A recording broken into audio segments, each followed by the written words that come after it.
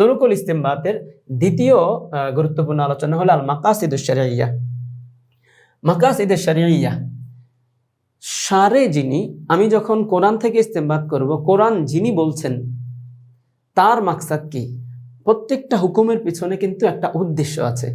প্রত্যেকটা হুকুম আল্লাহ তাআলা কোনো না কোনো বান্দার কোনো ফায়দার জন্যই কিন্তু আল্লাহ তাআলা হুকুম দেন বান্দাকে।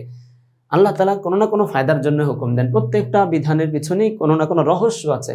এটাকে বলে মাকাসিদে শারঈয়া। শরীয়ত যে এই বিধান দিলেন এর পিছনে কি মাকসাদ, কি উদ্দেশ্য, কার কি লাভ, এই হলো মাকাসিদে শরিয়া নিয়ে আলোচনা হয়। কেন আমাকে এই লাভ জানতে হবে? আল্লাহ তাআলা বান্দাকে সব বিষয়ের কিন্তু উপকারের জন্যই হুকুমটা দিয়েছেন। হ্যাঁ, কোথাও কোথাও এই কি উপকারের জন্য, কি ফায়দার জন্য, কি মাকসাদে এটা বলেছেন, আবার কোথাও কোথাও ফায়দাটা, মাকসাদটা আল্লাহ তাআলা ইচ্ছা করে এটাকে গোপন রেখেছেন। কেন গোপন রাখলেন? যে আমি যা হুকুম দেই সব যদি তুমি বুঝে বুঝে তোমার লাভ জেনে জেনে মানো, তো কিছু হুকুম আমি তোমাকে পরীক্ষা করার জন্য দিলাম, যে দেখি আমি এই হুকুমগুলো তোমাকে দিলাম, এটার উপকারিতা তোমার সামনে আমি স্পষ্ট করলাম না, তুমি এটা তোমার উপকারিতা না বোঝার কারণে এটা মানো কিনা। আমি আল্লাহ বলেছি সুতরাং তুমি মানো, উপকার হোক না হোক, উপকার তোমার বুঝে আসুক না বুঝে আসুক, আল্লাহ বলেছেন এই জন্য আমি করে ফেললাম।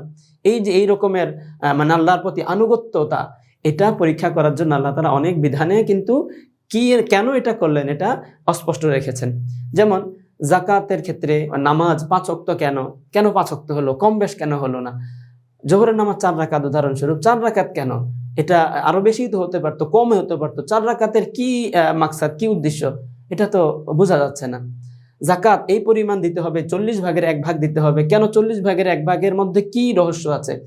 তো এই ধরনের কিছু কিছু বিষয় আছে, বিশেষভাবে মাকাদির যেগুলো শরীয়তে একদম নির্ধারণ করে দিয়েছে, এতটা 10টা 20টা এইভাবে, এগুলোর মধ্যে কি উপকারিতা এটা বান্দার কাছে আল্লাহ তাআলা ইচ্ছা করে স্পষ্ট রেখেছেন পরীক্ষা করার জন্য।